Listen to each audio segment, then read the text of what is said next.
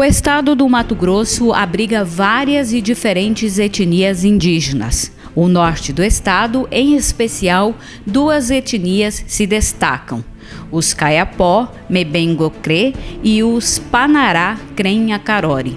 Estes grupos indígenas se dividem em vários subgrupos. Os Kayapó formam uma extensa população do tronco linguístico G. Os Kayapó se autodenominam Mebengocré, povo do buraco da água. Segundo pesquisadores, pode ser uma referência ao surgimento destes grupos entre os rios Araguaia e Tocantins, quando se dividiram do grupo maior dos Timbira, por volta do século XIV. Os Panará, também conhecidos como Crenhacarori, é outro grupo do tronco G, contatados na década de 1970 por ocasião da construção da BR-163, Cuiabá-Santarém. Este grupo foi um dos mais impactados pelo contato com a sociedade não indígena, perdendo cerca de 2/3 de sua população, causado por doenças e conflitos. A identidade indígena. O que vem a ser essa identidade indígena? Antes de tudo, nós precisamos pontuar que o Brasil possui uma rica diversidade étnica e cultural. E quando falamos de identidade, nós temos que pensar justamente nesta pluralidade de povos que compõem o Brasil. E aqui eu chamo a atenção não somente para os povos indígenas que vivem no território que hoje chamamos de Brasil, mas também chamo a atenção para outros povos que para cá vieram. E esses povos, dentro de diferentes processos históricos, constituem também grupos, alguns deles também grupos étnicos, e que, portanto, mantêm uma certa identidade, ou uma referência a uma ancestralidade, uma referência a um lugar de origem. No que diz respeito aos povos indígenas, é preciso, então, chamar a atenção para esta pluralidade particular de culturas, de povos, de costumes que aqui vivem. Essa diversidade ela já foi muito maior, todavia, considerando o processo histórico de ocupação e de colonização do Brasil, centenas de povos foram dizimados durante este processo. Os que aqui estão na atualidade, eles mantêm um fluxo constante de transformações culturais. E de que modo isso pode estar relacionado com as suas identidades? Bom, é preciso separar, portanto, o que é cultura e o que é identidade. A cultura indígena, como eu sou indígena, que fala língua indígena e aprende língua portuguesa, quando eu estava com 10 anos, comecei a aprender outra língua e outra cultura. Eu sou indígena, eu falo, eu conheço o trabalho, eu conheço a fala, eu conheço tudo aquele meu povo faz. Trabalho, caça, dança, canta, jeito de viver, se alimentar, cuida da família, tudo o que eu aprendi com minha família, com meu povo. Eu sou professor e meu nome é Bebnê, que mora na aldeia Cubencocre, na terra indígena Mecronotira, na região do Pará, norte do Pará. A minha área de pesquisa foi com o pessoal da etnia Mebengocré, conhecido mais tradicionalmente como Kayapó. Mas eles se reconhecem, se auto-reconhecem, se auto-afirmam como Mebengocré, exatamente no subgrupo dos Mecranotiri. Talvez para alguns isso possa ser sinônimo, antropologicamente pensando, não é desta forma. As identidades, nós podemos dizer que elas são construídas, né, coletivamente. Cultura também é resultado de um processo coletivo. No entanto, uma não se confunde com a outra, pois nós podemos ter transformações culturais e podemos ter também transformações identitárias. O que é bastante comum quando se pensa nos povos indígenas, que são povos que estão perdendo a sua identidade. O senso comum traz essa referência, né? Os índios estão perdendo a identidade, ou de outra forma, os índios estão perdendo a sua cultura. Eu diria que nem uma coisa nem outra, né? Identidade não é um objeto que a gente perde e depois encontra, né? A identidade, ela faz parte de uma construção coletiva. Quando falamos de identidade indígena ou identidade étnica, nós estamos justamente pensando nesta coletividade que se reconhece enquanto tal. De que forma isso se dá, né? As identidades, elas são contrastivas, né? Ou seja, elas só têm sentido num processo de relações com quem? Relações com outros povos. Mas eu sou cacique da aldeia do Coticô, porque o pessoal meio era antigo, né? Ele ficou medo assim. Porque é muito medo na cidade. Aí tinha nada.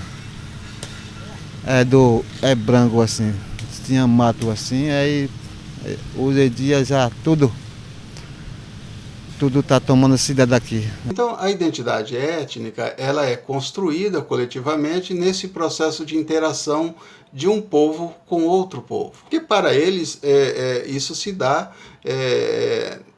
também nesse processo de interação com o outro. E este outro, claro, é uma outra identidade, uma outra sociedade, uma outra realidade. Portanto, quando falamos de identidade, nós estamos nos referindo a formas exclusivas de pertencimento. O grupo indígena ou o grupo étnico, ele elege para si um conjunto de emblemas que identifica os seus membros, né?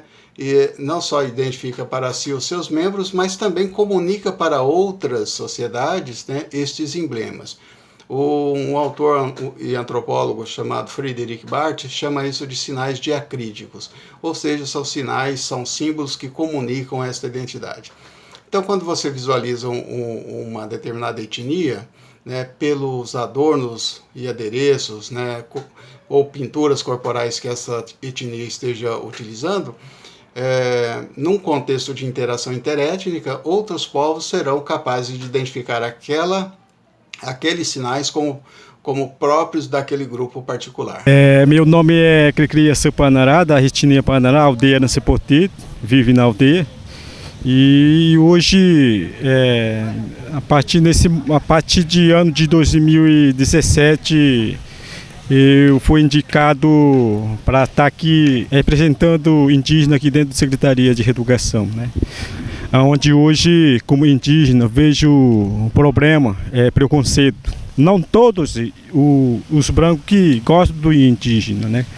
Então, eu venho para trabalhar aqui, apresentar 8 escolas indígenas do Pará, aqui em Guarantã do Norte, município de Mato Grosso aqui. Então, o que eu posso falar é que é muito bom que a gente aprende outra língua, outra cultura aqui da cidade e levar, ensinar, passar para meu comunidade, para eles entender o que lá a gente tem que ver também, o que eles entendem aqui, o que eles podem passar para a nossa comunidade. Isso que a gente, eu particularmente, eu estava pensando assim. E esses valores simbólicos são igualmente reconhecidos por outros, né? Então, reconhece-se as diferenças. A cultura, ela é um elemento importante nesse processo identitário. Como eu disse, esses sinais diacríticos que os povos carregam ou mostram, né, são sinais que mostram aí, apresentam esta identidade. Portanto, esses sinais são construídos também culturalmente, faz parte de um conjunto, né, de elementos culturais. Sabemos que pouca gente que vestiu camisa para o indígena, né? Ele tem respeito. Agora, gente que está lá, eu vejo no dia a dia que vejo preconceito, fala que o índio suja, atrapalha o trabalho das pessoas, né? Mas eu não vejo isso. Então vocês vão ver agora, né? Vocês estão vendo, nós estamos construindo oca, né? Para dia de aniversário do município, vai estar o povo indígena Panará, que vai estar representando aqui, né? E a cultura mostrando para a pessoa que estão falando mal do indígena, para conhecer quem são indígenas, realmente conhecer quem são que são povo indígena, que são povo brasileiro, né? Eu estive com eles durante 2 anos fazendo essa pesquisa e tanto morando na cidade e trabalhando com eles nas pesquisas na aldeia e algumas pessoas indígenas que também moram na cidade. Então, nesse convívio todo, a gente observou, né, uma série de questões que são importantes não só para a minha pesquisa, mas também são questões rotineiras do dia a dia. Como professor, a gente tem alguns alunos indígenas na escola e a partir desse olhar do aluno indígena na escola, a gente levantou alguns questionamentos a respeito do modelo de educação que é ofertada na aldeia.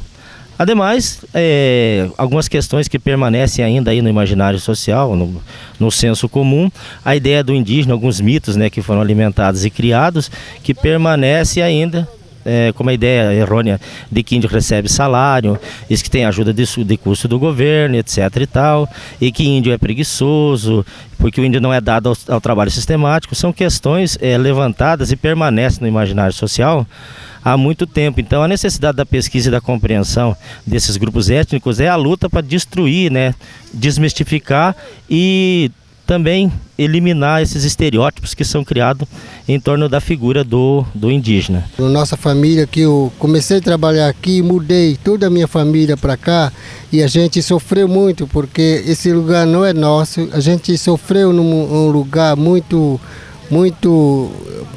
junto aqui, então é muito barulho, então a gente fica sofrendo. A gente cresceu na aldeia, mas é diferente daqui da cidade, então como a gente mudou para cá, a gente sofreu, até eu sofri, eu senti falta da minha família, do mato, como é que eu caço, então senti falta, mas depois de 2 meses eu já esquecendo, mas aqui da vida da cidade é muito ruim para nós, é muito barulho, é muito coisa diferente que a gente não vê aqui dentro da cidade. Até minha família não sabe ainda e agora eles já estão estudando dentro da escola e estão aprendendo alguma palavrinha e nome do objeto, nome de brinquedo, alguma coisa que os brancos sempre falam na escola. Então, por que eu mudei para cá? Não é minha família, não é eu. Como eu entendo, eu falo em português, então a comunidade pediu para mim representar aqui eles, conversando, explicando, passando alguma novidade aqui da cidade e passando para eles entendendo. E para isso que eu estou aqui com minha família, mas se acabar meu contrato, esses trabalhos que eu estou fazendo, acabar eu já vou voltar de novo para a aldeia. Esse daí, não é para mim ficar aqui. Para que eles parar de falar mal do indígena, falar que índio atrapalha, índio nunca atrapalhou ninguém.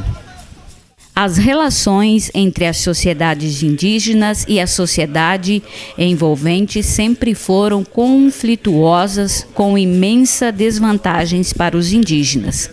Muitos são os desafios para os povos indígenas na atualidade, povos que resistiram a 5 séculos de exploração, etnocídios e genocídios. Seguem sua luta silenciosa, defendendo seu direito de existir e manter suas tradições. Aprenderam a lutar com as armas do não indígena, as leis e organização política. Buscam, sobretudo, a manutenção de sua identidade por meio da resistência.